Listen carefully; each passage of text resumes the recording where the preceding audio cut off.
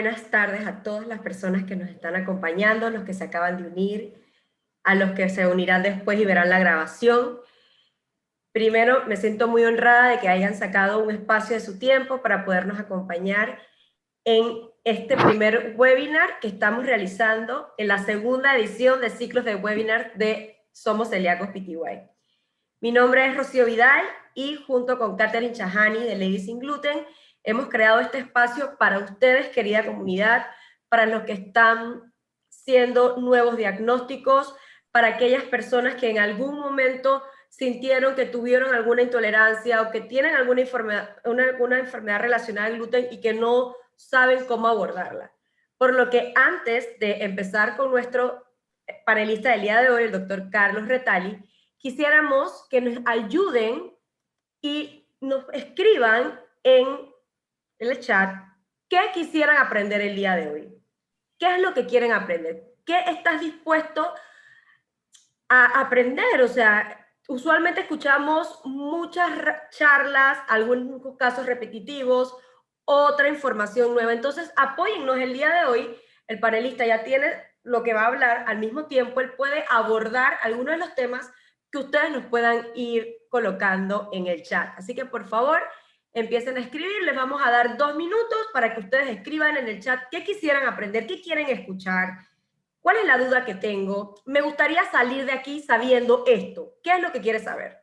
Entonces, les vamos a dar 2 minutitos y mientras tanto le damos también chance a las nuevas personas que se están integrando para que puedan todos aprovechar de esta oportunidad. Ok, de las preguntas que nos están llegando es qué tantas pruebas son requeridas para tener diagnóstico, qué hacer si soy celíaco, estoy haciendo dieta y sigo sintiéndome mal. Me gustaría saber si esta enfermedad puede causar gastritis crónica o esofagitis, quién da seguimiento al tema de la celiaquía, avances sobre la enfermedad y primer auxilio en casos de crisis por ingerir gluten por accidente. Muchas gracias, de verdad que nos están ayudando muchísimo y nuestro doctor de verdad que los va a poder ayudar.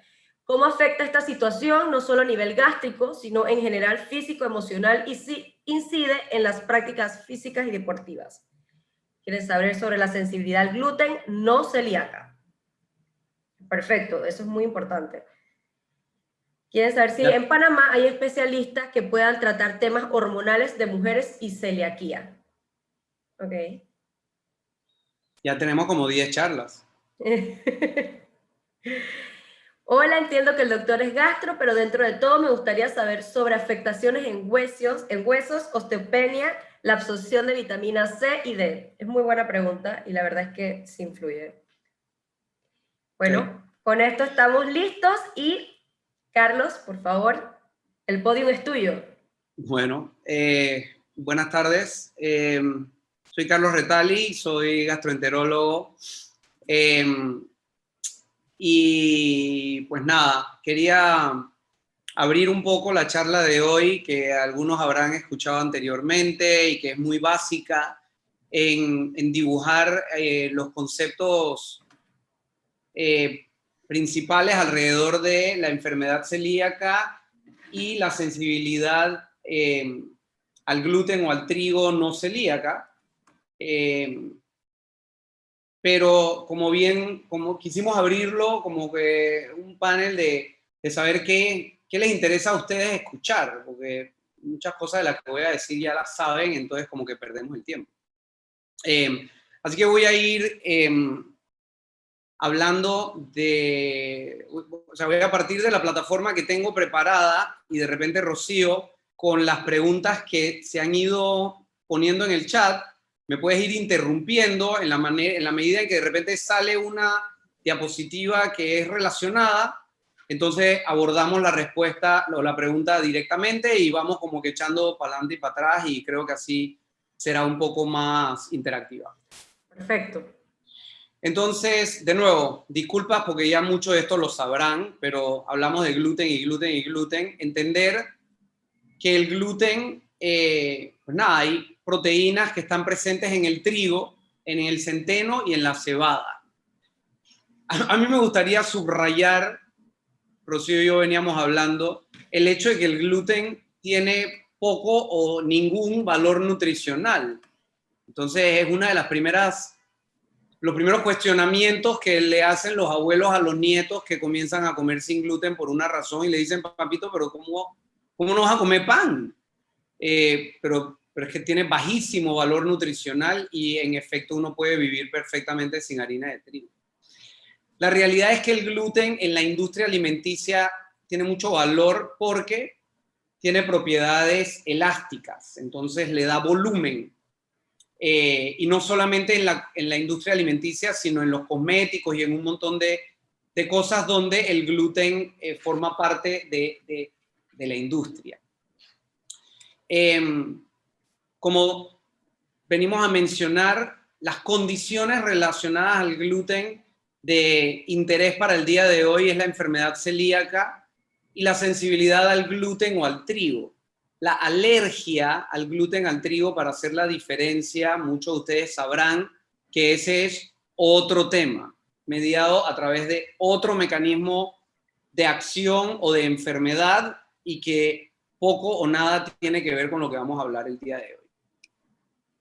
Mi objetivo principal el día de hoy es que se entienda, y yo mataría porque aquí estuviese en este foro, compartir este foro con nutricionistas, colegas médicos, con coaches nutricionales y de vida y etcétera, y solamente vender y enfatizar en la importancia de no eliminar el gluten hasta que se hace un diagnóstico. Si nosotros pudiéramos dedicar un año de educación en este punto, yo creo que lograríamos muchísimo y le aliviaríamos dolor, sufrimiento y dinero a mucha gente. Entonces, ese es mi mensaje el día de hoy. Por ahí me han dicho que al momento de dar una charla uno debe decirle al público lo que les va a decir, después se los dice y al final le dices lo que le dijiste que le ibas a decir. Entonces, ese es el formato que utiliza la charla de hoy. Este es el objetivo que queremos cumplir. Ahora voy a tratar de cumplirlo. Como ustedes saben, la enfermedad celíaca es una enfermedad inmunológica, crónica, que ocurre en personas que tienen una predisposición genética. Afecta múltiples órganos, donde el intestino es el órgano 99.999% de las veces involucrado, pero hay otras partes del cuerpo involucrado. Esto guarda relación con algunas de las preguntas que ya hicieron sobre afectaciones en piel, sistema nervioso, hormonal, fertilidad, etc. Esta enfermedad se activa en un momento dado por una causa incierta, pero siempre ante la exposición al gluten. Últimamente, la manera como yo explico la diferencia entre enfermedad celíaca, sensibilidad al gluten, etcétera, es utilizando la predisposición genética que tiene una mujer a quedar embarazada. Y esto guarda relación con las pruebas que hacemos. La prueba genética que vemos aquí, a un paciente o a una persona le hacen una enfermedad, a una prueba genética y revela anormalidad en los genes, por decirlo así, de Q2. Entonces le dicen, tienes enfermedad celíaca. Esto sería lo mismo que a un individuo le hacen una prueba genética y dicen que tiene XX y por ende está embarazada. No, eres mujer y por ende tiene una predisposición a quedar embarazada, pero se necesitan otras cositas para quedar embarazada. De la misma manera que tener la mutación de Q2 te predispone a la enfermedad celíaca. Pero 50% de la población tiene la mutación de Q2 y nunca van a ser celíacos. Entonces, esto es importante porque lastimosamente la prueba genética se está haciendo muchísimo y nos está llevando erróneamente al diagnóstico de enfermedad celíaca. Como es una enfermedad autoinmune, se manifiesta a través de la formación de anticuerpos dirigido en contra de sustancias o proteínas o partes estructurales en el cuerpo. Sabemos que los más frecuentemente expresados son anticuerpos en contra de la gliadina. Hay un subtipo de gliadina que es la de amidada, que es un poquito más específica, el endomicio y la transglutaminasa. Estos son palabrotas, pero lo importante que se lleve de esto es que se necesitan anticuerpos en contra de estas sustancias para llevar adelante la enfermedad. Recientemente, de hecho esta mañana, compartí un artículo con Rocío, estábamos revisando sobre que existe la posibilidad de tener enfermedad celíaca y salir negativo a alguno de estos anticuerpos, incluso aún estando expuesto al gluten. Del diagnóstico se hace más difícil. O sea, tengo enfermedad celíaca porque tengo los síntomas, tengo la genética, quizás tengo la biopsia, pero mis anticuerpos salen negativos. Resulta que existen paneles quizás un poco más sofisticados que buscan anticuerpos mucho más raros o raramente expresados, pero que sí les salen positivos a estos pacientes. Entonces, dicho eso, la inmensa mayoría de los pacientes tienen estos anticuerpos. El 95% tienen la expresión genética. DQ2 es más frecuente que DQ8. Y como ya dije, afecta múltiples órganos. Eso es la enfermedad celíaca. Como ya hemos dicho y vamos a revisar, estos son algunos de los órganos que puede afectar. Y a nivel intestinal, un poquito en respuesta a quien preguntaba, ¿puede haber esofagitis? ¿Puede haber gastritis crónica? Sí, la puede haber. Pero en todo paciente que tiene síntomas digestivos superiores, es decir, ardor en la boca del estómago, gases, distensión abdominal, reflujo, acidez, pecamos los colegas de realizar una endoscopía y no hacer biopsia duodenal. Entonces el paciente tiene un poco de irritación en el estómago, quizás tiene infección por la bacteria Helicobacter pylori, pero perdiste la oportunidad de tomar biopsia duodenal.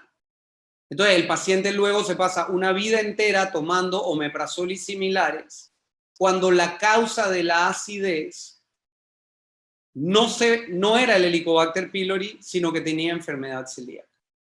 Entonces, un mensaje paralelo al que quería vender, que si te van a hacer una endoscopía, y a los colegas, si vamos a hacer una endoscopía superior a un paciente que tiene síntomas que pueden ser relacionados al gluten, tomemos la biopsia duodenal y aseguremos el diagnóstico.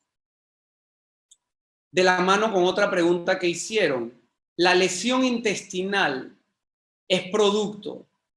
Voy a echar atrás. Yo tengo una predisposición genética, veo gluten, eso activa mi sistema inmunológico, se fabrican autoanticuerpos que causan lesiones en el cuerpo. Cuando la lesión es a nivel intestinal, se inflama, con lo cual la función intestinal se altera. Y la superficie intestinal se va atrofiando, con lo cual le es imposible al intestino absorber algunas vitaminas, principalmente hierro, vitamina B12 y calcio. Las consecuencias de estas deficiencias son anemia por falta de hierro, anemia por falta de vitamina B12, otros síntomas relacionados a la falta de vitamina B12 y falta de calcio en los huesos, osteopenia, osteoporosis. Esto es una gráfica o una caricatura de lo que acabo de describir. Estas son las vellosidades normales, así se ve el intestino bajo el microscopio. Cuando comienza a haber inflamación, lo primero que ocurre es la liberación de células inmunológicas, linfocitos intraepiteliales, que son estos puntitos rojos que ven aquí y que no se ven acá. Ese es el primer paso. La afectación va aumentando, se va engrosando el área y poco a poco, como pueden ver, la altura del vello va de aquí hasta acá. Aquí el vello va de aquí hasta acá y finalmente aquí, que está atrofiado, el vello va desde aquí hasta acá. Entonces, esto es el más afectado, este es intermedio y esta es la primera fase. Dicho de otra forma, muchas enfermedades pueden dar esto. Pocas enfermedades fuera de la enfermedad celíaca dan esto. Todo esto que está diagramado aquí es el análisis microscópico de la biopsia en el duodeno, que es la primera parte del intestino delgado. La biopsia del yeyuno no se ve igual en la enfermedad celíaca. Por alguna razón, hay quienes piensan que si voy más profundo en el intestino, mejora mi calidad diagnóstica, lo cual no se ha demostrado en los estudios o en el estándar de oro que considera la enfermedad celíaca. El cuadro clínico, tienes una persona de cierta raza, el latino, el negro, el oriental, tienen menos riesgo que el caucásico y el de Medio Oriente. Si es justo o no es justo, si debiera ser o no debiera ser, yo no sé, pero el punto es que esos son los genes que cargamos. Si hay una historia familiar, de nuevo tiene que ver con la etnicidad.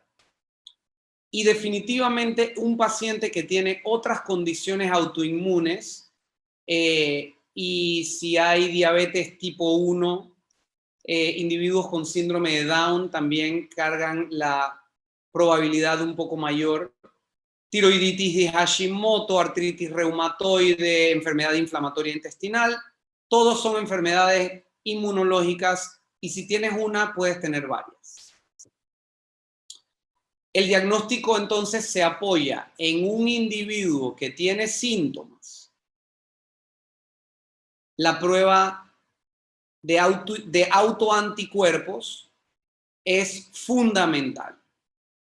Antitransglutaminasa y los péptidos de gliadina diamidada son los que tienen mejor perfil diagnóstico. Ahora vamos a verlo un poquito numéricamente. Pero alguien preguntaba, ¿cuántos exámenes tienen que hacer? Ahora se ha popularizado mucho el panel de enfermedad celíaca. Entonces vas al laboratorio y te hacen, si no tienes cuidado, te hacen la genética, te hacen transglutaminasa, gliadina, endomicio y te gastas $500 en laboratorios. Cuando la sensibilidad diagnóstica es casi 99% si haces transglutaminasa y o gliadina diamidada con una medición de inmunoglobulina A total. La razón de esto, es más, voy a pasar a esto. Como pueden ver, estos son los exámenes, los anticuerpos que estoy mencionando, y todo se puede medir el subtipo IgA y el subtipo IgG. Estas letritas no significaban nada en el mundo hasta la pandemia de COVID. Ahora todo el mundo es experto en IgG, IgM, y sabemos que IgM es algo que pasa agudamente, IgG es algo que pasa algo más crónicamente.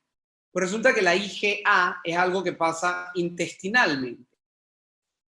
Y lastimosamente, por ejemplo, la prueba de transglutaminasa, si se miden niveles de IgA, 98% de las veces, si sale positivo, es porque lo tienes.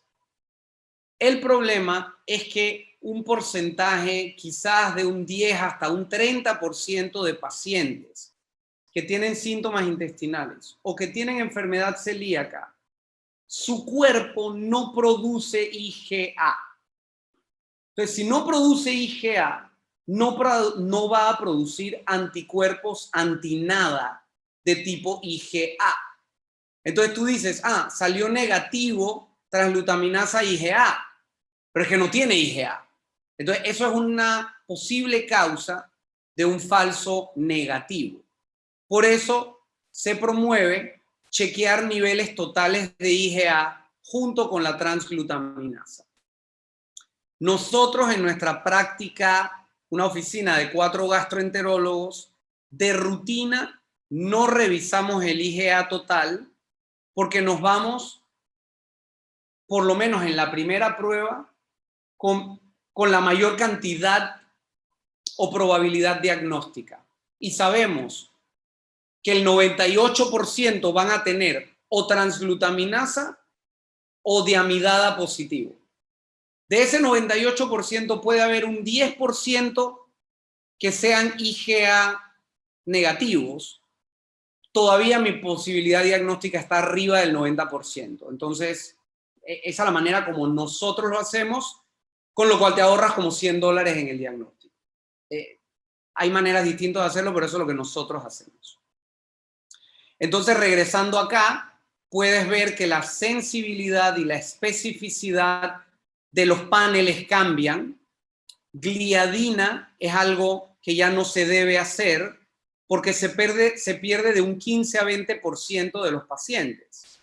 O sea, si lo ponemos en contexto, es como ir a hacerte una prueba de SIDA y que 4 de cada 5 veces salga falsamente negativo. Eso es inaceptablemente bajo. El endomicio también tiene valores hasta de 80%. Entonces, la sensibilidad está ok en IgA, pero no tanto acá.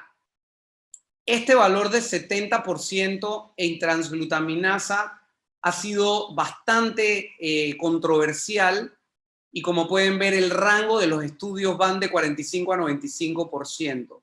Los estudios más recientes quizás hablan de 95%. Dicho eso, la mayoría estamos abogando por combinar 2 pruebas diagnósticas y el panel combina transglutaminasa con diamidada y son pocos los que se te debieran ir. Si tú tienes síntomas, glutaminasa y gliadina negativos, pero una biopsia positiva, tú tienes celíaca. Pero tienes celíaca con anticuerpos negativos. Ahí de repente valdría hacer la prueba genética. Si la prueba genética sale negativa, no tienes celíaca. Y por eso digo, hay una combinación de tratar de hilar la clínica con los laboratorios, con la endoscopía. Pero de nuevo, si todo esto vale si el paciente está comiendo gluten. Si el paciente lleva más de un mes sin gluten, todas estas pruebas se pueden hacer negativas. Eso es lo que busca la dieta libre de gluten, desactivar el sistema inmunológico, que no produzca anticuerpos, que sane el intestino porque no está bajo ataque. Carlitos, Dígame. discúlpame que te interrumpa, pero en esta diapositiva en particular tenemos una pregunta, ¿ok? Entonces, Sí. para ser fiel al formato que le prometimos a los oyentes, la pregunta es la siguiente. Un celíaco que un año ha variado su IgA dentro de los rangos ELISA normales de laboratorios, pasando de 0.07 a 0.91, estará con su alimentación contaminada de gluten, no ha tenido síntomas gastrointestinales, pero la dermatitis atópica se volvió severa. No se ha hecho el IgA total. Pregunta, o sea, lo que está preguntando es que la IgA ha variado, pero no me dice la IgA de qué. A ver, Valeria, a ver si nos ayudas con la respuesta que pregunta el doctor. Otra pregunta que sale es que soy celíaca, recién diagnosticada con ERGE y gastritis crónica, no tengo antecedentes familiares, Pero las pruebas genéticas me salieron negativos, pero la biopsia y otros exámenes como el IgG4 salieron positivos. Sí, el IgG4 es otra proteína, no es celíaca, y hay enfermedades relacionadas al IgG4, pero eso no es per se celíaco. Lo primero que yo haría en ese caso es tener un patólogo experto, revisar la patología. Okay. Y la patología debe ser muy específica, y voy para atrás, y decirme que tiene linfocitos intraepiteliales y decirme qué grado de afectación tienen las vellosidades y si es un Marsh 1, 2, 3. Si eso no está en el cuerpo del reporte de la biopsia, yo pondría en duda un poquito el diagnóstico patológico. Y si es un Marsh 1 con genética negativa y anticuerpos negativos, casi seguro que no tiene celíaca. Regresando al otro que tenía variaciones de la IgA, que no me queda claro qué es. Y dice que es la antitransglutaminasa IgA. Bueno, si la antitransglutaminasa está saliendo, persiste positiva, hay que considerar o que hay gluten o que hay reacción cruzada o hay contaminación y no se está dando cuenta. Pero si la transglutaminasa persiste positiva, la celiaquía está activa. Y si da fe de que su dieta está inmaculada y no hay reacción cruzada, debe ser considerado como una enfermedad celíaca refractaria a la dieta, y siendo una enfermedad autoinmune, hay que tratarlo como tal y habría que dar un tratamiento inmunológico, es decir, un inmunosupresor. Dice aquí que está debajo del Afortunadamente, normal. perdón, termino con esa línea.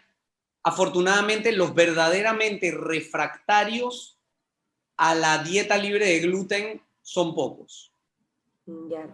Nada, dice que está debajo del normal, pero sale negativo. Una No sé. pregunta aquí, Carlitos, antes de que sigas, que creo que es importante aclarar a las personas que están ingresando. Preguntan que si los daños producidos por el gluten son reversibles. ¿El intestino perforado se recupera? ¿Hay alguna pastilla? Ok, aclarando conceptos. El intestino no se perfora.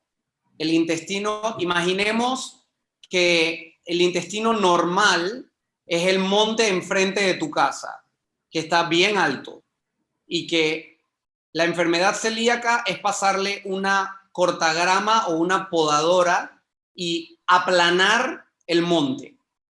En este caso, en la enfermedad celíaca, queremos el monte, porque en cada una de esas altas hierbas son estas que estamos viendo aquí.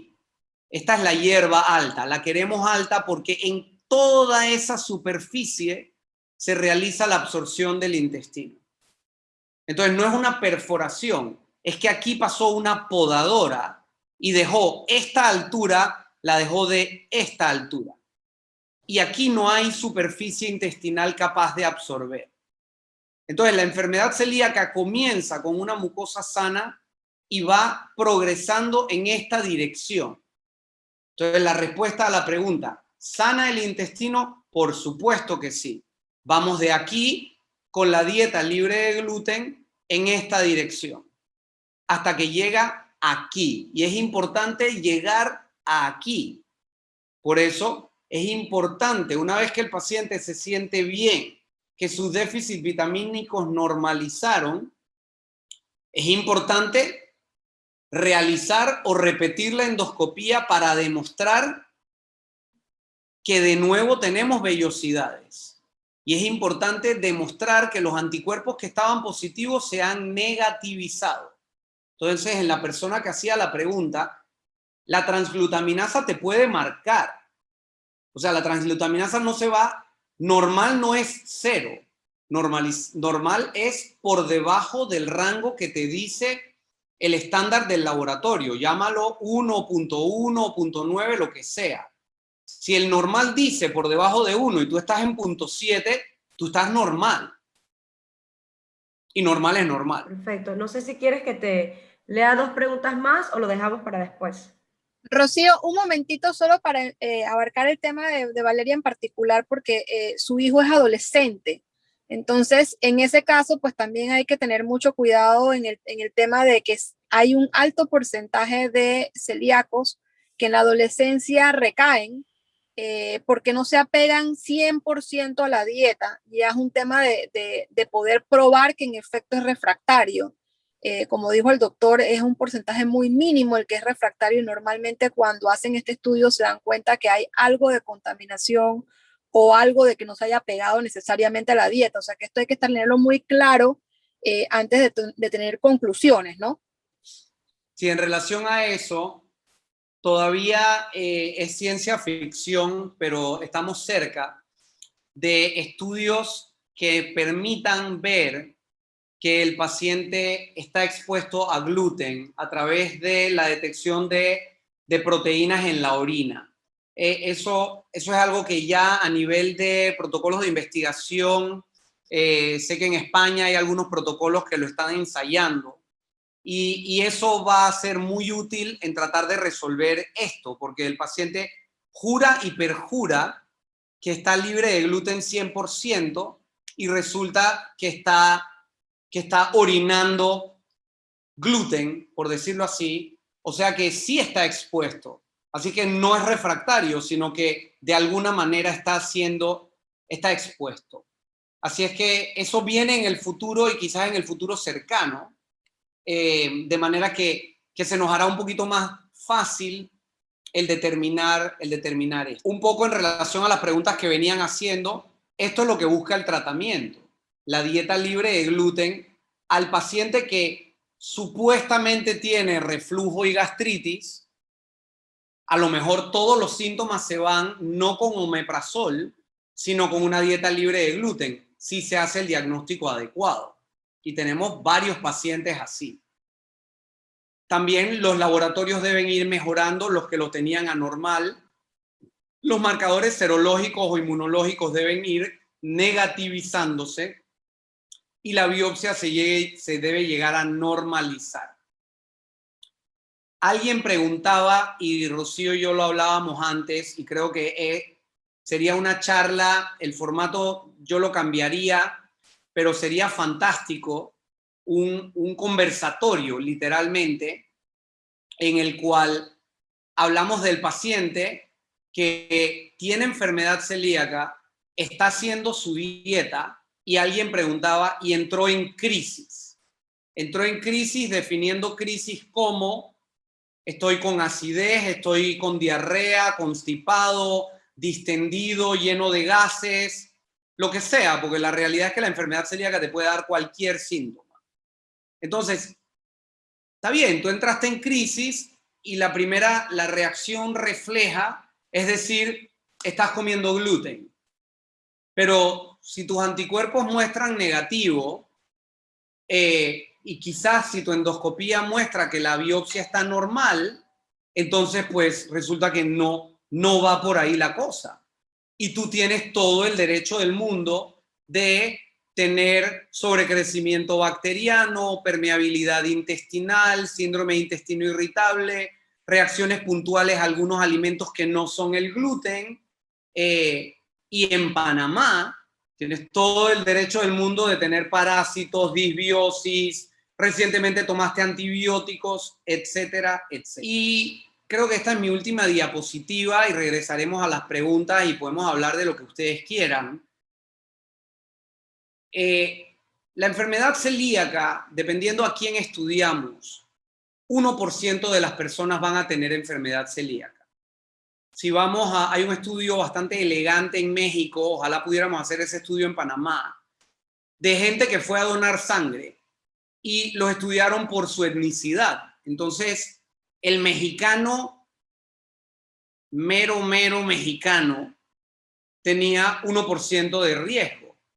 Mientras más aborigen nativo eras, más bajo tu riesgo.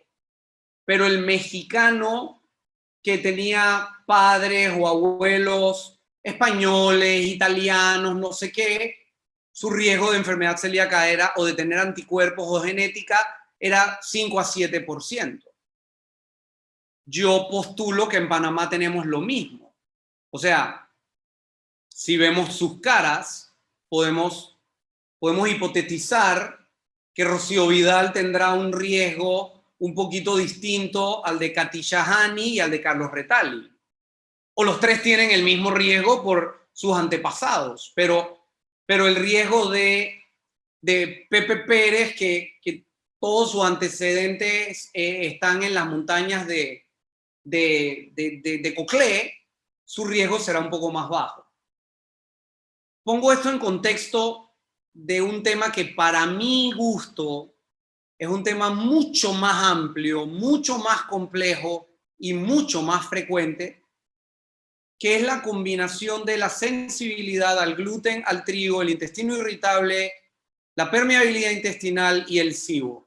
Que esos 5 factores los puedes meter juntos en la misma olla y ya sabes que esa sopa tiene mucho sabor. Y hay estudios que demuestran que dependiendo de dónde preguntas, tienes hasta un 30% de probabilidades de que ese paciente, al quitar el gluten, sus síntomas mejoren notablemente. Como saben, la genética va a ser 100% en celíaca. La sensibilidad del gluten, la genética va a ser igual que la población general. Los anticuerpos no sirven en la sensibilidad del gluten. La biopsia va a ser bastante washy-washy, o sea, Marsh 1 o normal. No va a haber atrofia. Muy frecuentemente hay síntomas extraintestinales. De hecho, yo propongo, y hay estudios que lo soportan, migraña, cansancio, confusión, dificultad para concentrarte, fibromialgia, son mucho más frecuentes en sensibilidad que en enfermedad celíaca per se. Y regreso a la pregunta que yo quería responder, que les dije que yo quería hablar de esto, se los he dicho y quiero decirlo de nuevo. Echo para atrás. Este paciente que tiene una vida súper complicada, que vive con síntomas y malestares, que duerme 4 horas al día, que no se divierte, que trabaja 18 horas al día, que vive con 2 celulares, etcétera. En un momento que se toma vacaciones de su vida complicada, su intestino sana, come gluten y no se siente mal. Versus cuando su intestino está permeable, cuando está tomando anticonceptivo, antiinflamatorio, otros medicamentos, etcétera, no tolera nada de gluten. Lo digo de esa manera porque si tú no haces la prueba diagnóstica y simplemente te llegan estos 2 pacientes diciendo, a mí se me sopla la panza, vivo con diarrea, estreñimiento, reflujo, ay, mira, quita el gluten a ver cómo te va. Ambos pacientes tienen probabilidad de sentirse mejor luego de un mes de prueba. Este paciente debe ser fiel 100% a su dieta, de por vida. Este paciente no tiene que serlo, porque va a haber momentos en su vida que no se siente mal después del gluten. Entonces, el día de su cumpleaños se puede comer el pastel de mommy y no se siente mal. O a lo mejor se siente mal por una semana, pero no hay lesión intestinal. Mientras que un día de cake en el celíaco te puede estimular el sistema inmunológico de una manera desordenada, lanzar la cascada inflamatoria y quedar inflamado por un año, por un día. Entonces, pero tú no te hiciste la prueba, así que tú no sabes. Entonces es criminal no saber el diagnóstico, quitar el gluten, a menos que el compromiso sea, mira, yo no te voy a hacer exámenes, Pero si tú te sientes bien, tú vas a quitar el gluten 100% por el resto de tu vida. Nadie va a firmar ese contrato sin tener un diagnóstico. Entonces, no nos dejemos engañar. O sea, por favor, repliquen este mensaje. Seamos voceros de hacer un diagnóstico correcto. Y ese es mi mensaje. No eliminemos el 100% de gluten en un paciente con sensibilidad, porque le estamos limitando la calidad de vida. Permíteselo. Ahora bien, tú sabes lo que estás haciendo. O sea, si el sensible a gluten come gluten, luego no debe estar llamando a su gastroenterólogo que está inflamado y se siente mal, pero si tú sabías que esto te iba a pasar. ¿Ya? Bueno, lo llaman y no pasa nada y lo trabajamos juntos, pero ustedes saben lo que quiero decir. Y del otro lado, no eliminar 100% el gluten. Alguien preguntó, es que soy celíaco, pero voy a tomar un gluten buster, un gluten cutter. Hay todas estas cosas que cortan el gluten o que disminuyen su absorción, etcétera. Eso es 100% efectivo. Yo no lo sé. Lo que yo sé es que no comer gluten es 100% efectivo. Entonces, no podemos jugar este juego de que yo solamente en mi cumpleaños como gluten, pero me como pastillas para cortar el gluten. Si eres celíaco, estás jugando con fuego y eso no se puede hacer. Así que bueno, me callo ahí y de repente no sé si hay más preguntas. Sí, Carlos, primero, muchísimas gracias por tu docencia, por la paciencia, el amor y el cariño con el que compartes con la comunidad.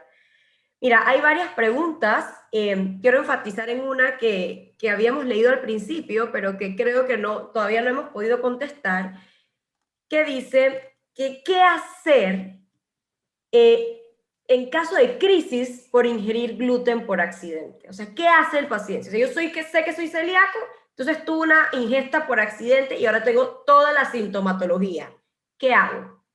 Tratas los síntomas. Ok. De nuevo, ¿por qué se dieron los síntomas? Perdón, voy a echar para atrás. Conceptualmente, obviamente esto va a variar. Katy Chahani se va a poner histérica conmigo, eso está bien. ¿Por qué esto va a variar? Porque yo postularía, vámonos al principio, yo soy genéticamente predispuesto. Yo no estoy comiendo gluten, pero yo soy celíaco. Y yo un día comí gluten. Me engañaron y comí gluten. Para que se den síntomas en el celíaco, el gluten tiene que activar el sistema inmunológico. El sistema inmunológico lanza una cascada inflamatoria que destruye el intestino. El intestino comienza a funcionar mal, con lo cual se altera la digestión, con lo cual se liberan gases, ácidos y otras sustancias que traen la sintomatología. Yo dificulto que eso pase en espacio de 2 a 4 horas. O sea, estamos hablando de un proceso largo, prolongado.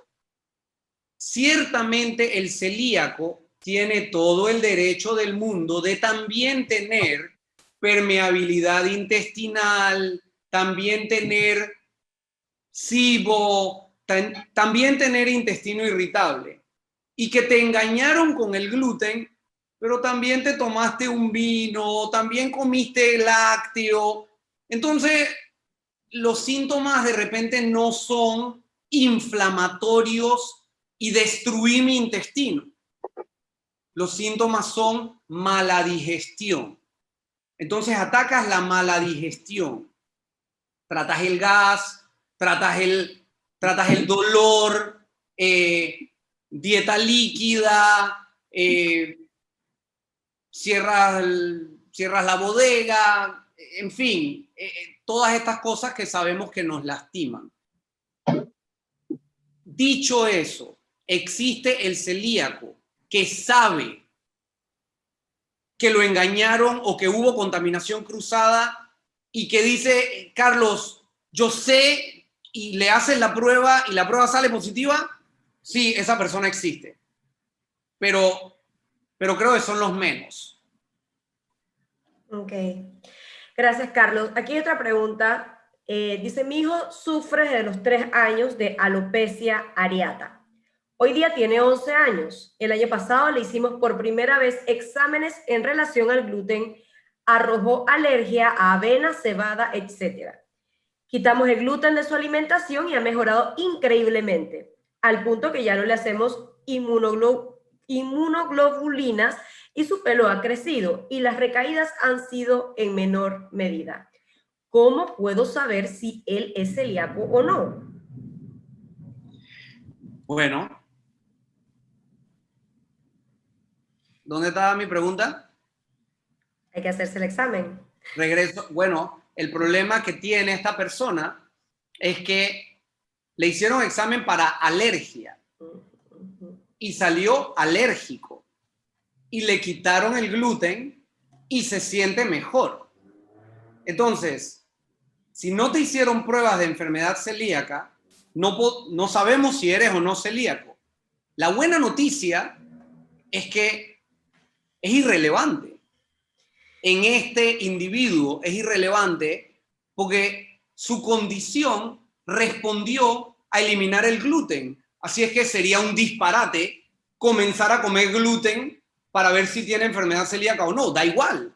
La alopecia, como condición inmunológica, alérgica, reactiva, ha mejorado con la dieta libre de gluten. Así es que, nada, da igual. No puede comer gluten, 0% forever. Carlitos, no estoy brava, es así. Yo soy de las que siento todo rápido, pero no quiere decir que todo el mundo sienta las cosas tan rápido. Mira, en el caso de la alopecia areata, he leído muchísimo que de repente hay un link entre enfermedad celíaca y la alopecia areata. ¿Eso tú lo consideras que en Panamá, por ejemplo, has visto esta relación en tus pacientes o todavía podemos decir que es un mito en estudio? No, yo, de nuevo, como digo, la alopecia areata de por sí hay mucho que no se sabe, pero si se considera como una reacción, de nuevo, igual que alguien preguntó sobre la dermatitis atópica, si se considera algo alérgico, o sea, por definición, la alergia es una reacción inmunológica, usualmente mediada, si es piel, usualmente mediada por IgE, pero si es intestinal es IgA, pero es el sistema inmunológico al fin. Entonces, si tú tienes un desorden inmunológico, sea alérgico o sea inflamatorio, y creo que la alopecia areata encaja aquí, o sea, si quitando el gluten esto ha mejorado notablemente, no veo razón para meter el gluten, sobre todo regresando a que el gluten no tiene ningún valor nutricional. Más allá de la lucha con un chico de 11 años, ya, pero de nuevo, aquí es donde entra el tema de que, ok, sí, es dificilísimo vivir sin pan, ir a cumpleaños y estas cosas, pero mira cómo ha mejorado tu piel. Entonces, hay que, yo animaría a esta persona a vivir con esta incertidumbre, pero con mejor piel. Y de nuevo, te puedes hacer genética solamente esperando que la genética salga negativa. Si la genética sale negativa, no tienes celíaca. Igualmente no vas a comer gluten. Pero bueno, tienes tranquilidad de que no tienes celíaca. Carlitos, una pregunta. Mira, aquí tenemos un chico que dice que tiene enfermedad celíaca desde hace 11 años. Siempre ha sido delgado. Sin embargo, ha intentado consumir diversos productos para subir de peso que sean gluten free, obviamente, y no ve resultados. ¿Es normal que ocurra esto? Depende. Hay gente que es delgada y yo soy pequeño.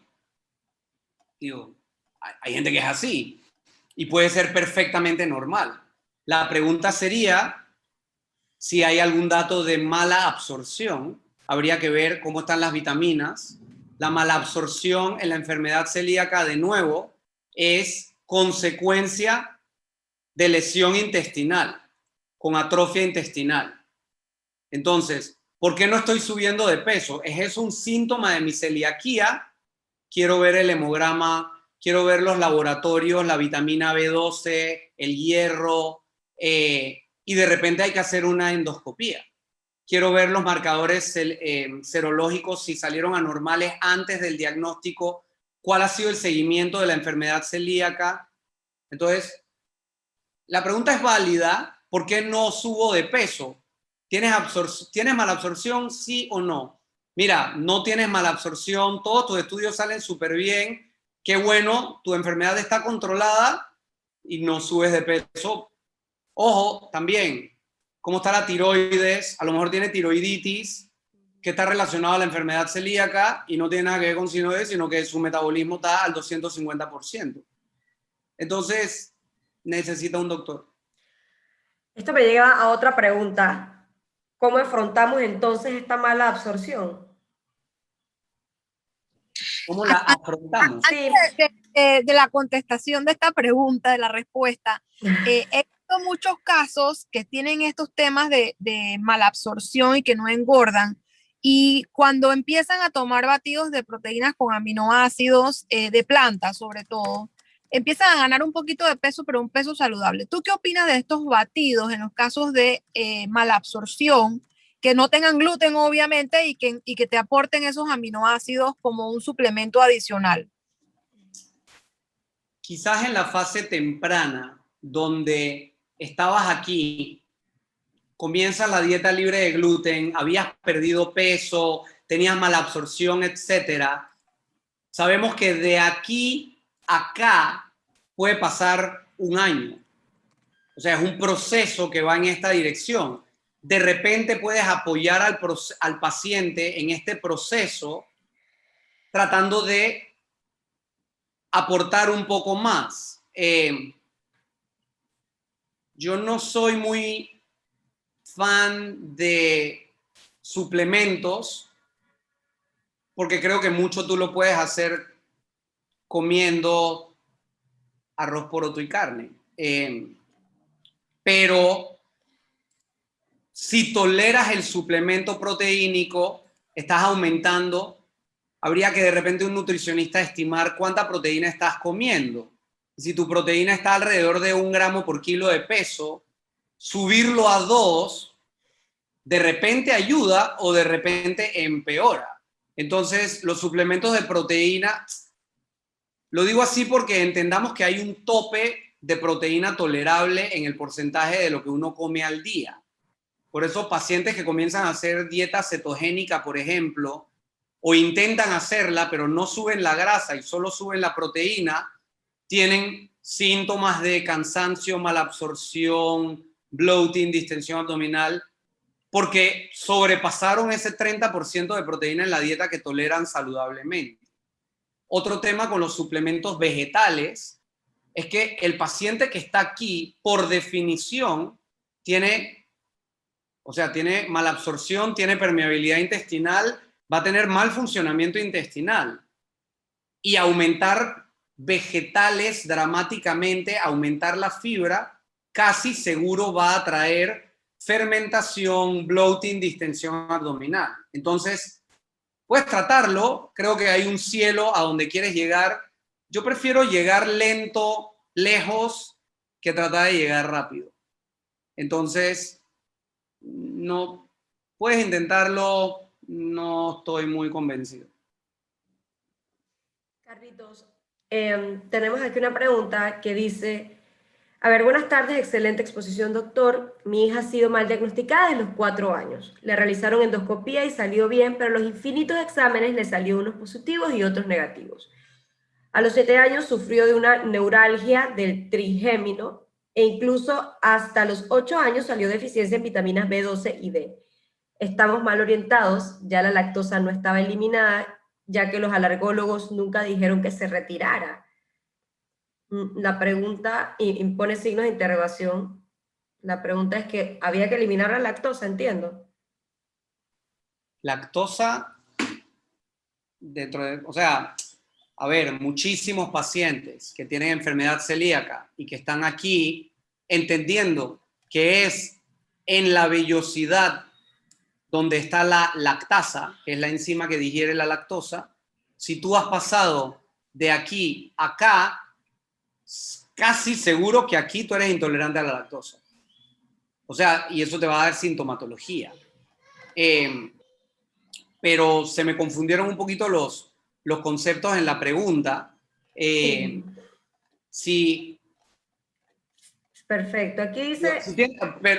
solamente digo, deficiencia de vitamina B12 siempre tiene que evaluarse.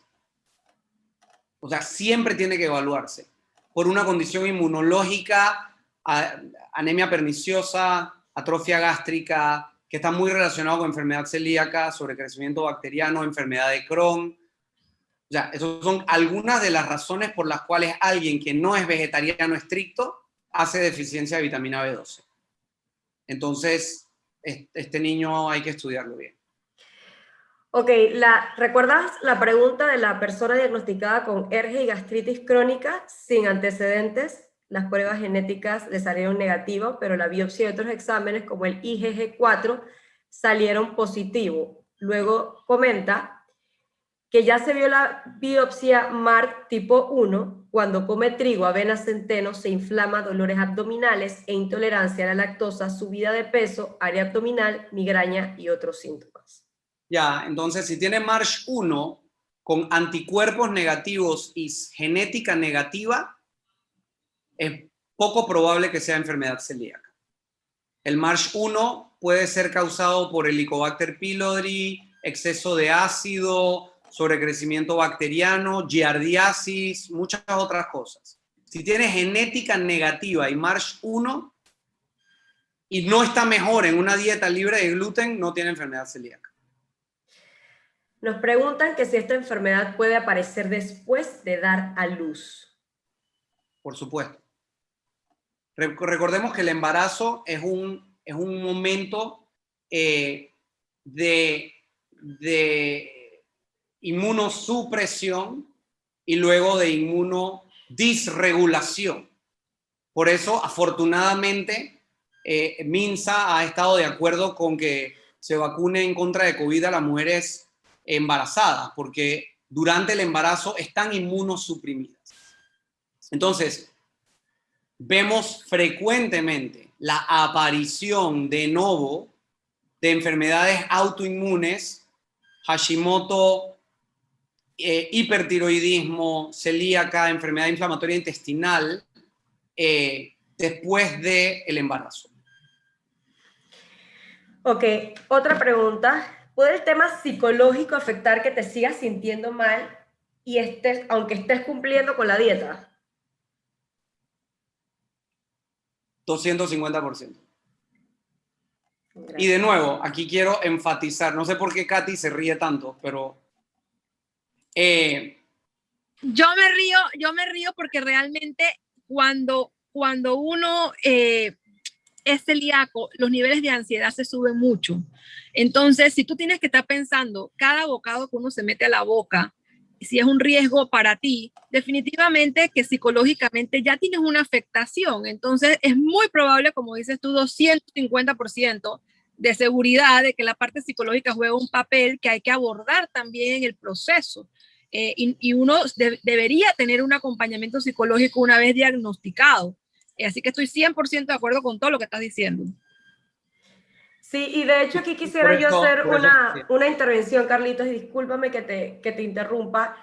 Las personas que asistieron y nos acompañaron el año pasado al primer ciclo de webinars que tuvimos con respecto a la enfermedad celíaca, tuvimos una especialista que era una psicóloga y que de hecho habló de una forma tan clara con respecto al acompañamiento que debe tener la persona recién diagnosticada a cualquier alimento que te vayan a separar de tu vida. Llámese gluten, llámese lactosa, llámese huevo, granos. Porque evidentemente desde que tenemos 6 meses de vida, estamos consumiendo estos alimentos. Entonces, cuando nos los retiran en cualquier etapa de nuestra vida, es un impacto emocional. Entonces, ¿cómo abarcamos los impactos emocionales? Con el especialista. ¿Y quién es el especialista de las emociones? Las personas que manejan la salud mental, ¿no? Es El una gasto. fase de luto, Claro, y hay que vivir un luto. que hay que trabajarlo, ¿no? Definitivamente que es una fase de luto. Yo quisiera llevarte al objetivo principal, que estoy bien enfocada en el mismo tema que tú has estado dándole hace rato, de que tengamos un diagnóstico correcto y que no eliminemos la dieta, el gluten sin un diagnóstico previo. Muchas personas llegan y te dicen, bueno, y ahora que ya yo dejé el gluten, pues ahora qué hago para poder tener ese diagnóstico certero. Hablemos sobre el Gluten Challenge. ¿Cuál es tu opinión con el Gluten Challenge? ¿Qué tiempo debería ser para aquellas personas que quieran retomar el tema y que no tienen condiciones o síntomas muy severos y se arriesgan a volver a consumir gluten y puedan tener su diagnóstico correcto? Porque creo que hay que enmendar esta situación donde la gente está tomando la medicina por sus manos y haciendo lo que escuchan por ahí y no con cosas correctas. Entonces sí quiero abordar este tema porque creo que eso es la mayor docencia que hoy en día podemos hacer para aquellas personas que no tienen un diagnóstico certero. O sea, para que el que quizás no sabe, el Gluten Challenge es básicamente a un paciente, a una persona que se le ha quitado el gluten y no se tiene un diagnóstico y se quiere hacer el diagnóstico, entonces se le expone a gluten en suficiente cantidad por suficiente tiempo para, si se va a manifestar la enfermedad, que se manifieste. El problema con este reto, múltiples problemas. Primero, que tienes una persona que se sentía mal y que ahora sin gluten se siente bien, y tú le vas a decir, bueno, comienza a comer gluten de nuevo, siéntete mal y aguántate un poquito para que te hagamos el diagnóstico. Y la mayoría de los pacientes encuentran dificultad con estar a bordo de ese plan. Se les puede apoyar dando alivio sintomático, si te llenas de gases tomas esto, o sea, se puede, pero es complicado. Y la respuesta a tu pregunta es que nadie sabe, porque todo el mundo o sea, la respuesta al gluten es muy variable. Entonces, en términos generales, se dice que debes consumir algo de gluten, llamémosle el equivalente a una rebanada de pan, diariamente por un mes. Eso es lo que, por ejemplo, en una charla del American College de Gastro, Amy Oxentenko de la Clínica Mayo decía que el protocolo que ellos usan es un mes. El un mes va a ser positiva la serología del 100% de los pacientes, no. Va a normalizar una biopsia, o sea, te va a llevar de aquí a acá en un mes, probablemente no. Entonces, el reto al gluten es difícil, porque no hay, tú sabes, fiebre es 38.0 para arriba. El reto no, esa cifra no se sabe. Entonces, si quisieras estar absolutamente seguro, tienes que meterle 6 meses. Y digo, el paciente me ahorca. Sí, 6 meses Carlitos, no aguanta nadie. Yami tenía una pregunta. sí, dice, ya me justo la iba a leer, no quedó clara en cómo se diagnostica a una persona con sensibilidad al gluten. Con mucho cuidado. Genética no sirve. Anticuerpos negativos. Biopsia negativa. Síntomas que mejoran al quitar gluten. Eso es sensibilidad al gluten. Ok. Ok. Dice, la acabas de describir, dice, me acabas de describir. ¿A quién? ¿A Yami? A Yami. Pobrecita. Un beso a Yami. Bueno, yo creo que hemos abarcado casi todas las preguntas que teníamos el día de hoy. Carlos, nuevamente, muchísimas gracias por tu tiempo, por tu paciencia, por tu docencia. Quedamos pendientes para las próximas reuniones. Vamos a cuadrar aquí el team de Somos Celíacos Pitiguay a ver si hacemos algo contigo nuevamente antes de que finalice el mes, a ver qué dinámica vamos a utilizar. Todos se van a enterar por nuestras redes sociales, la de Katy, que es Lady Sin Gluten, la mía, que es Sin Tacnilat Pitiguay. Katy, cuéntanos qué tienes para decirnos. Bueno, básicamente nosotros tenemos un grupo bastante dinámico de doctores como Carlitos, que están a la vanguardia de los últimos estudios y van a estar compartiendo con nosotros todas las semanas, así que estén pendientes de las redes sociales. Somos Celíacos Pitiguay, Lady Sin Gluten y Sin Tacnilat Pitiguay. Tenemos un tema de neurología, la próxima semana tenemos psiquiatría. Y tenemos también al doctor Homero Rodríguez, que es colonoproctólogo en la tercera semana, y el ginecólogo Ricardo Ponce. Así es que estamos pues con este grupo de doctores que nos están acompañando en ver cómo la enfermedad celíaca incide en las ramas que ellos ven. Y la verdad que el objetivo me encantó de este seminario en particular, porque es muy importante, y vuelvo a hacer énfasis en que tengan un diagnóstico certero. No empiecen a jugar con quitar el gluten porque está de moda, a seguir este tipo de patrones que están tan de moda últimamente y a volverse keto a largo plazo y estar inventando, porque después entonces va a ser mucho más difícil poder tener el diagnóstico que ustedes realmente requieren. Y definitivamente que como celíaca sí les digo que no es fácil 100% estar pendiente de todo lo que uno se tiene que llevar a la boca todos los días, o sea, es muy restrictivo. Ya después uno aprende a vivir con eso, sí es cierto, pero hay una fase en la cual pues uno tiene que tener una transición y ya uno aprende a sobrellevarlo, pero definitivamente que no es necesario hacer tanto sacrificio si uno no lo amerita. Entonces yo creo que con esas palabras que nos dejó el doctor Carlos Retali, básicamente pues es realmente una realidad para todos los que estamos padeciendo de sintomatologías relacionadas con el gluten. Así que los invitamos a acompañarnos en esta serie de webinars. Rocío también tiene unos live en Sin Tacnilat Pitiguay. Yo también voy a tener otros live de otros temas que nos van a estar abordando los médicos para pues que ustedes puedan tener la mayor cantidad de información en el mes de la celiaquía que estamos celebrando en el mes de mayo y conmemorando a nivel de Panamá. Así es, amarrando con lo que estaba comentando Katy, el día martes tenemos a las 6 de la tarde nuestro próximo webinar, que es con la psiquiatra. Nos va a hablar un poco del luto, de cómo hacer las transiciones. Recuerden que tienen que inscribirse a celiacospitiguay@gmail.com.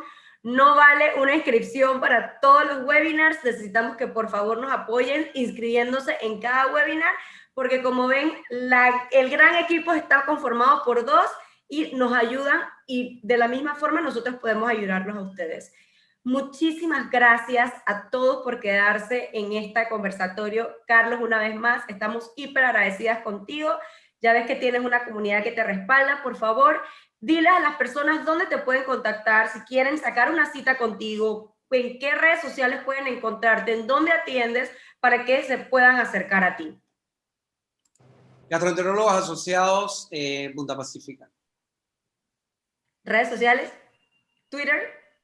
Twitter tenemos G Asociados, o sea, @G Asociados o Gastro Asociados.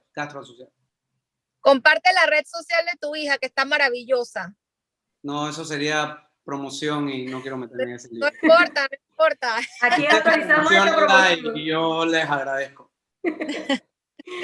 Muchísimas gracias a todos. Nos vemos en el próximo webinar el día martes. Y recuerden, por favor, busquen un diagnóstico.